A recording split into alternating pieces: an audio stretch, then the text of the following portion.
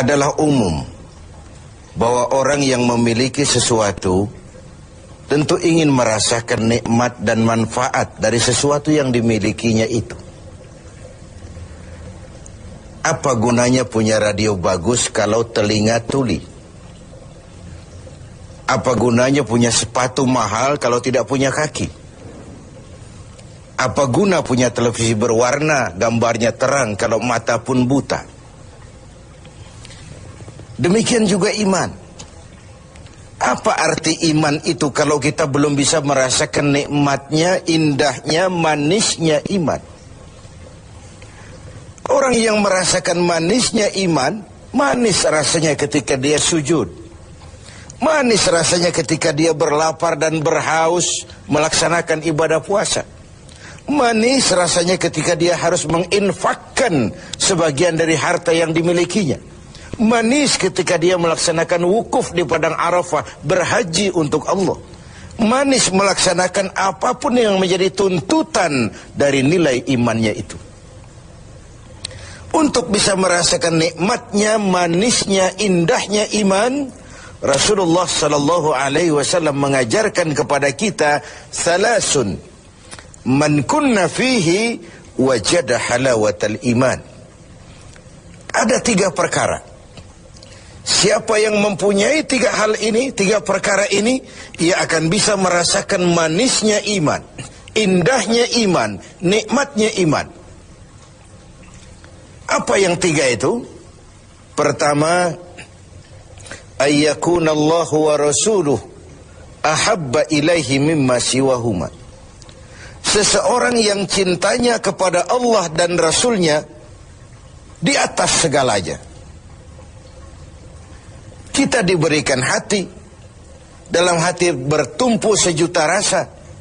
Apa yang paling dominan di hati, itulah yang jadi kecenderungan kita. Bahwa kita cinta harta benda, tentu. Kita cinta tanah air, itu pun bagian dari iman. Kita cinta pangkat dan jabatan, wajar. Kita cinta anak dan istri, iya. Dan agama pun tidak melarang, persilahkan. Cintailah apa yang perlu kau cintai. Mencintai tanah air, mencintai bangsa dan negara, mencintai harta benda, mencintai anak istri, mencintai teman, pangkat, jabatan, persilahkan. Tapi kan cinta kepada alam dan seluruh isinya dibatasi oleh kesadaran. Pada satu saat kita akan berpisah. Cinta kita kepada harta, entah si harta dulu hilang di gondol maling, entah kita dulu meninggalkan harta itu. Cinta kita kepada pangkat dan jabatan ada waktunya. Cinta kita kepada anak istri sekalipun ada saatnya.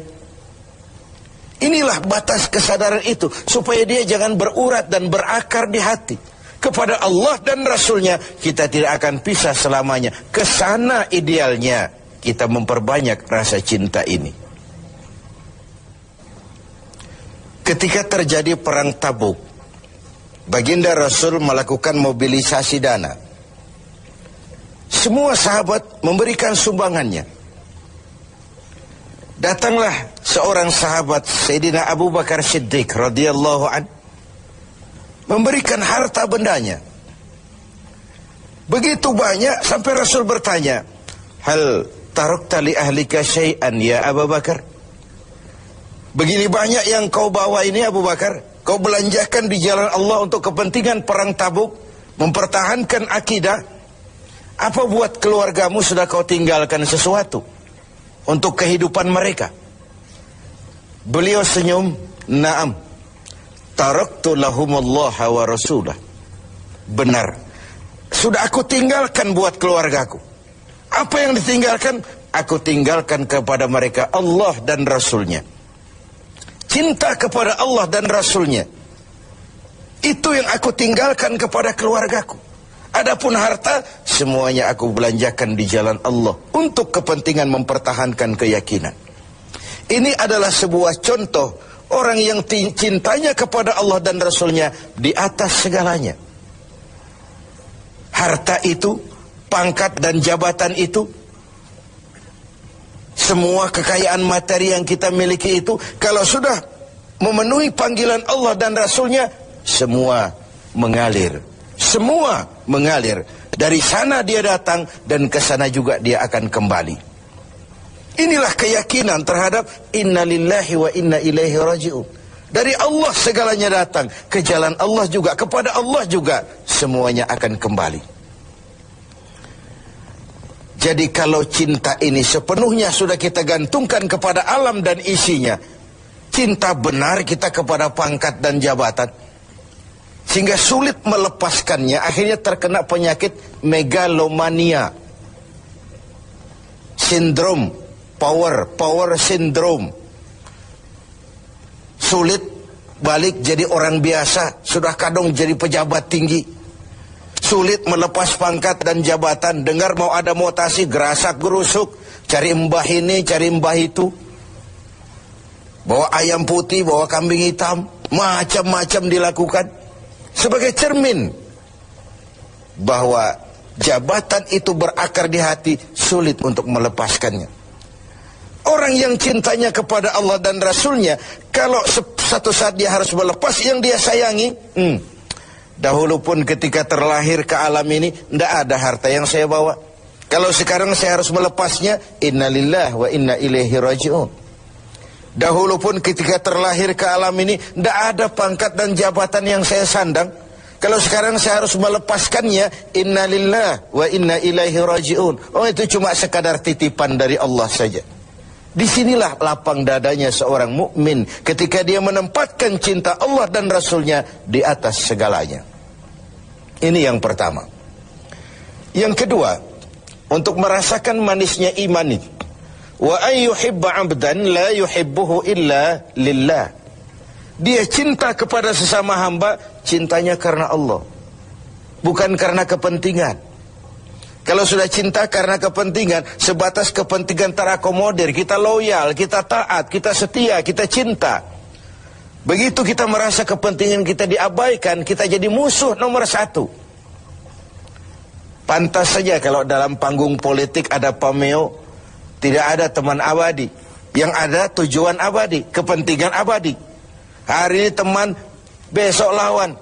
Hari ini disanjung, besok digusur.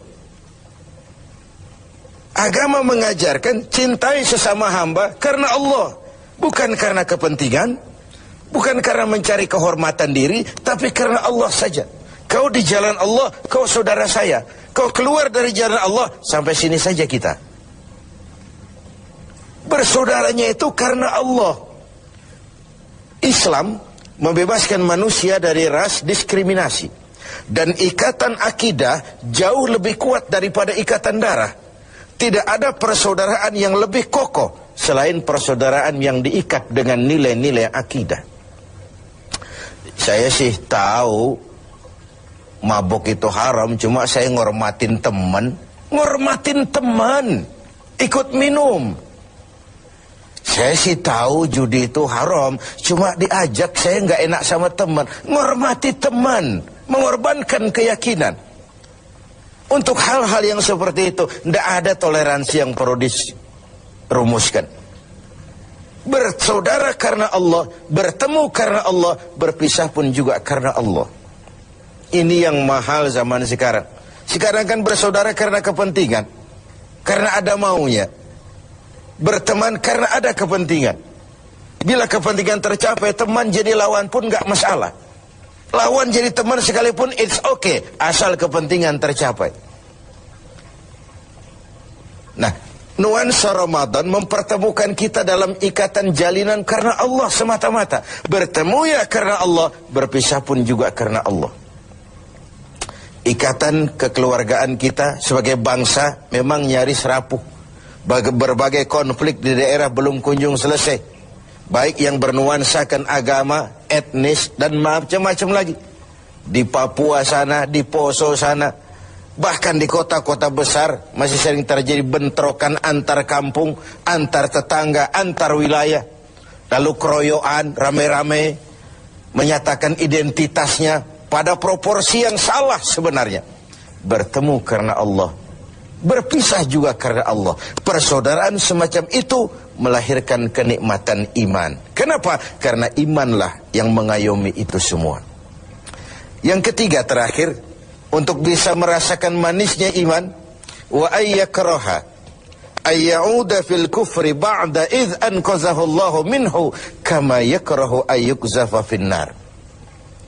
Dia benci kekafiran, kebatilan, kezaliman, kemunkaran, ketidakadilan, maksiat. Setelah dia diselamatkan Allah dari hal-hal seperti itu, sebagaimana dia tidak suka kepada neraka, sebagaimana bencinya dia kepada neraka, begitulah dia membenci kebatilan, ketidakadilan, kezaliman. Tidak seorang pun di antara kita yang suka neraka. Jangan lagi masuk, mendekat saja kita tidak kepengin. Seperti itulah harusnya sikap kita menghadapi kemunkaran, kebatilan, kezaliman, ketidakadilan. Bukankah Rasul mengisyaratkan, kalau kamu melihat kemunkaran, ubah itu dengan tangan. Kalau tidak mampu, dengan lidah. Kalau tidak sanggup, dalam hati. Setidaknya jangan join dengan kebatilan dan kemunkaran. Mengubah sebuah kemunkaran dengan tangan, itu simbol dari power. Siapa yang punya power? Penguasa. Tugas penguasa itu, yang punya pasukan, punya senjata, punya dana, punya sistem, punya strategi untuk memberantas kemunkaran. Ada yang memberantas kemunkaran dengan lidah, dengan bicara. Para ulama, para mubalik, para kiai, para wakil-wakil rakyat di DPR sana, mencegah yang munkar dengan lidah, bicara. Sampaikan apa yang menjadi aspirasi rakyat. Ada yang dalam hati saja, ini biasanya rakyat banyak. Bicara nggak didengar, kadang juga takut akibatnya, dalam hati saja. Setidaknya tidak join dengan yang namanya kemunkaran. Karena ketika yang ma'ruf berjalan, yang munkar juga berjalan, sama-sama berjalannya, lalu hukuman datang kepada yang munkar ini, yang ma'ruf pun akan terkena juga dampak dan akibatnya. Inilah makna pernyataan Quran, wattaqu fitnatan la tusibanna allazina zalamu minkum khassah. Takutlah musibah, bencana yang kalau datang tidak hanya menimpa orang-orang yang zalim di antara kamu, yang baik pun akan terkena juga dampaknya. Karena itu setiap kita mempunyai kewajiban moral untuk menjaga kemaslahatan umum.